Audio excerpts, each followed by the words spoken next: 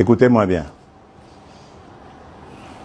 Jamais, au grand jamais, tant que je serai président de la République démocratique du Congo, je n'aurai en face de moi la délégation du M23 ou de l'AFC, là, ou je ne sais pas, pour négocier. Jamais. Ce que j'ai dit, c'est que je veux parler avec le Rwanda. Pas négocier, vous avez raison. Parler avec le Rwanda. Pour demander à M. Kagame, criminel de son État, qu'est-ce qu'il a à voir contre mon peuple? La République démocratique du Congo, à l'époque République du Zaïre, avait sauvé le Rwanda d'une plus grande catastrophe qui aurait été si nous n'avions pas ouvert nos frontières à tout ce flot de réfugiés. Malheureusement, il y a eu une certaine cécité internationale qui a permis que parmi les fugitifs, il y ait les criminels génocidaires et qu'ils soient rentrés sur notre sol avec leurs armes. On ne les a pas désarmés. Aujourd'hui, l'enfer est parti du Rwanda et est arrivé chez nous. Et on nous abandonne à notre propre sort.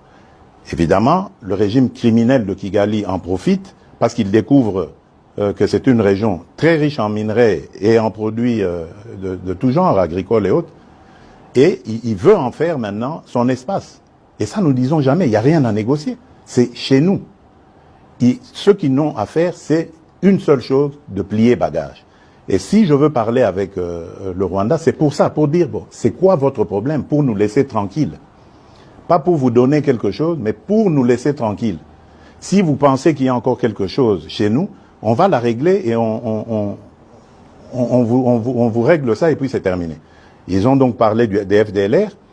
Nous sommes aujourd'hui à Luanda pour parler de ces histoires-là. Cesser le feu et comment régler le problème de FDLR. C'est tout.